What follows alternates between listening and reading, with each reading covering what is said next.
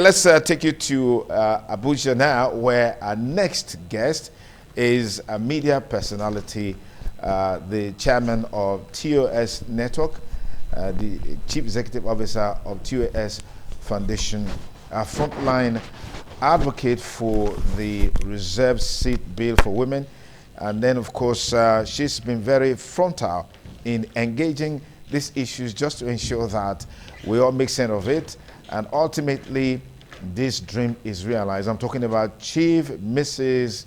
Osasu Igbenedion Oguche is our guest on the program. Chief, thank you so much for joining us on TMI on the ITV network. I'd like to know from you, Chief, what informed this advocacy that you have been on as it relates to reserved seat bill in the National Assembly. What is the conviction that this bill will see the light of the day after all?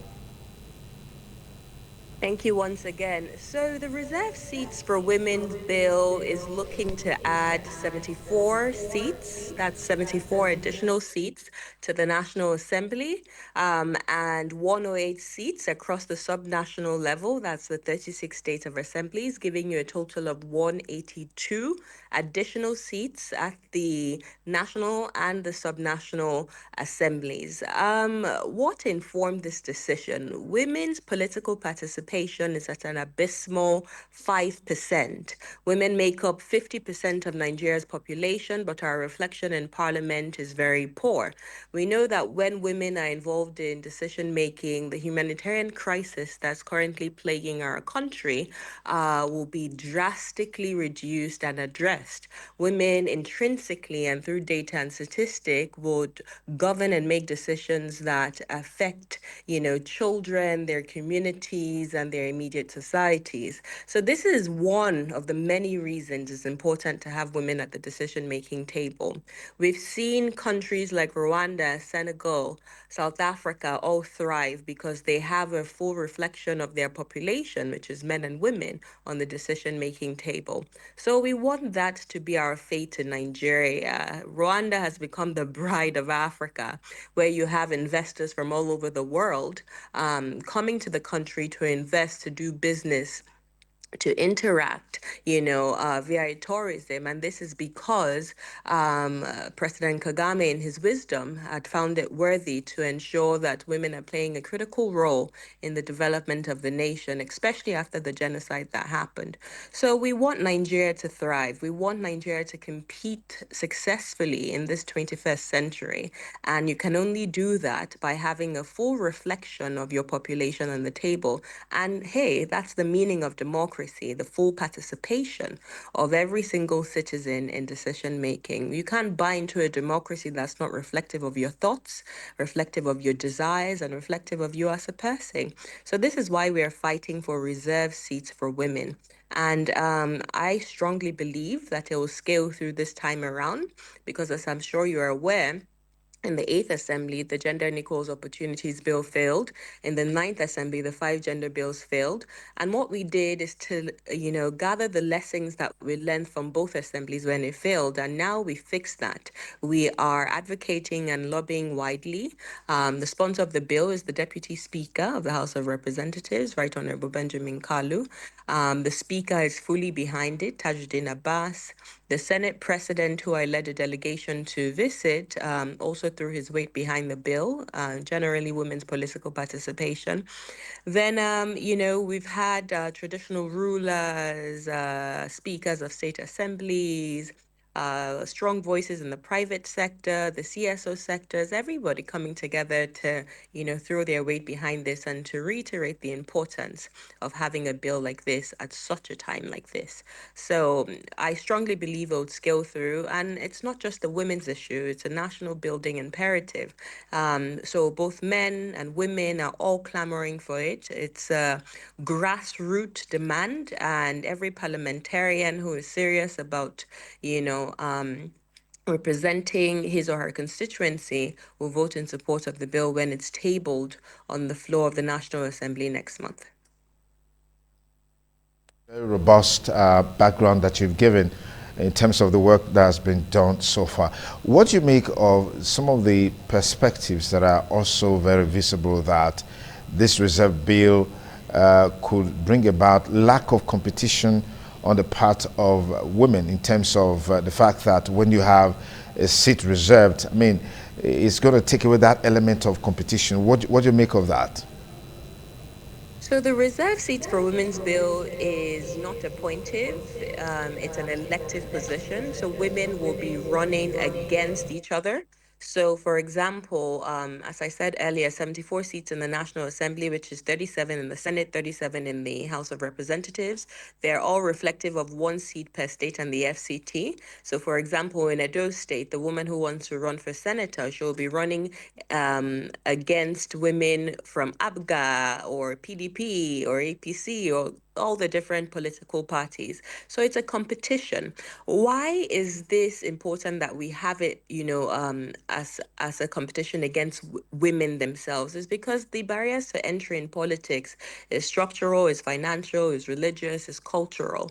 And therefore, we need women to have this level playing field so that when they come out to contest, they know that the minimum threshold of winners who are going to emerge in the election cycle would be 37 in the Senate, 37 in the House of Representatives, and at least three per state across the 36 state assemblies.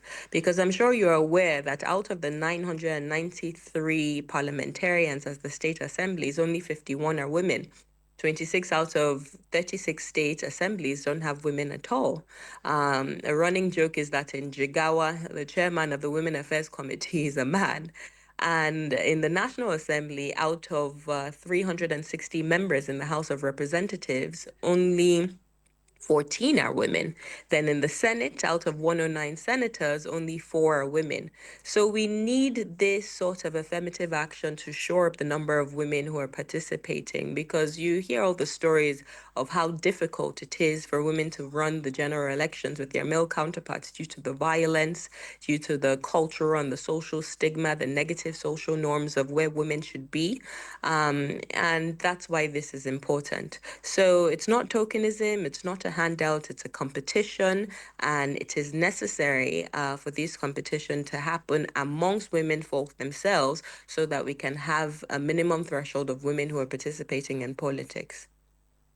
Are you in any way concerned about the perspective that, in some sense, women are their own enemies because you find it difficult for women to support their own? I mean, the story of Sarah Jubril, who was the former presidential candidate that just got, I think, a single vote in one of the elections, some years back, is still very fresh in our memories. I think women, in all our wisdom, refuse to vote based on, oh, I'm supporting you just because you're a woman, or I'm supporting you just because, you know, you are this. The women always vote based on, intellectual reasons such as capacity, such as the wisdom, the grit, the resilience, the ability to carry on the task that, or the office you're running for, right? So we can never expect women just to vote for each other because they're women. I would never subscribe to that, school of thought. I believe that with the reserve seats for a women's bill, the women that are clamoring to participate in this are women who have the intelligence, women who have the appetite for politics, women who have, the desire to change their communities and their nation. And once the women voters see that, then automatically they would feel more of a calling to line up, queue up behind that kind of candidate.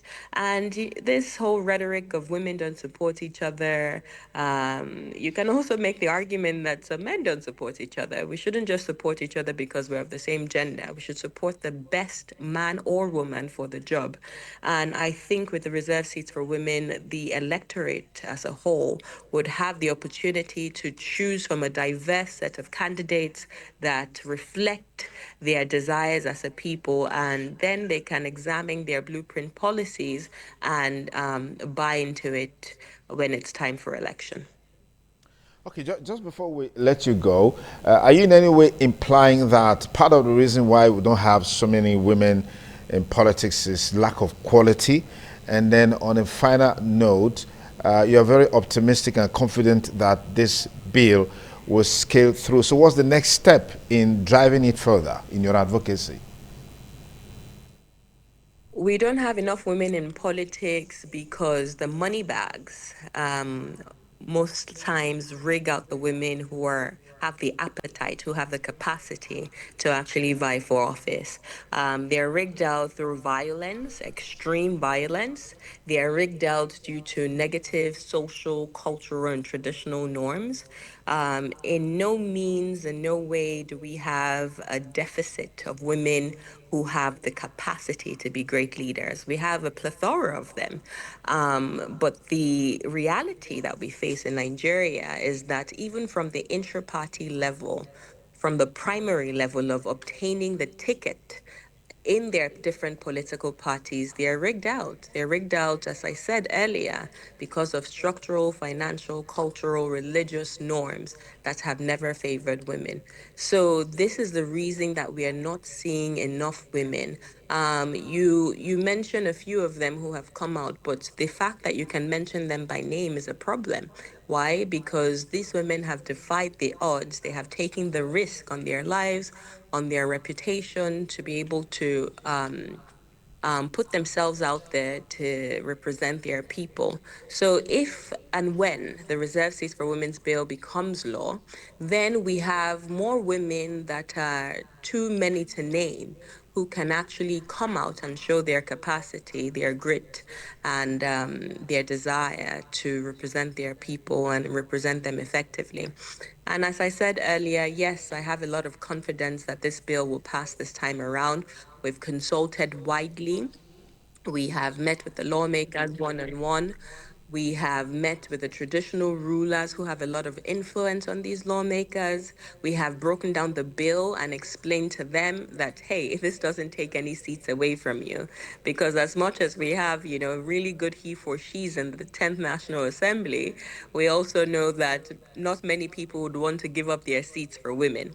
So explaining to them that we are adding additional seats, which would cost less than 1% of the national budget to do, they are more receptive to this. And we are very optimistic that by next month we will see this bill scale into law. So I can't wait to come back on your program and celebrate by the special grace of God when once this bill has been legalized and transformed into law. And let me also remind the audience that once it passes in the National Assembly, it is then sent to the state houses of assemblies to also ratify, where we need 24 out of the 36 states of assemblies. I'm praying that Edo State will be the flagship state that would quickly, ratify this bill. Then it would come back to the national level to the president for his assent. Then we would have the reserve seat for women's law. And I also want to use this opportunity to thank all our coordinators at the zonal levels, the 6 year political zones, the state levels, local government level, the ward level, who have canvassed for the passage of this bill. As I said earlier, it's no longer a campaign, it's a movement. Lawmakers are aware that their constituents are clamoring for this. So the onus now falls on them to ensure that this bill passes into law. Fantastic. We saw, I mean, we're just looking at the footage of your last engagement in Abuja. Was it like a protest before the engagement at the floor of the National Assembly? Give us insight into those activities. So we walked. It was a road show. It was a celebratory walk, not a protest, where we were using the opportunity to thank the 10th National Assembly, its leadership, its presiding, its principal officers, and generally all 469 parliamentarians for throwing their weight behind the bill and reassuring them that when this bill passes into law next month, when they vote in support for it, Nigeria will become stronger economically and will see more of an inclusive political environment that will ensure that decisions that are being made on the floor of parliament is reflective of the general populace. So this was a celebratory roadshow. We walked from the Unity Fountain in Abuja to the Transcorp Hilton, where the national public hearing was being held.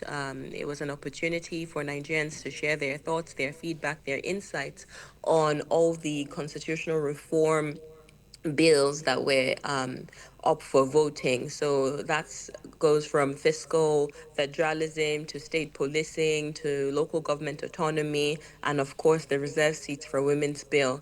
So we walked and we made our presentation during the national public hearing, and we made it loud and clear to the lawmakers that this is a bill whose time has come. It's a reform that is needed, not just for the National Assembly, but the state assemblies and the constituents of these parliamentarians are demanding it, and therefore it's high time that it's passed at the National Assembly. So this is what the rally was about, the roadshow.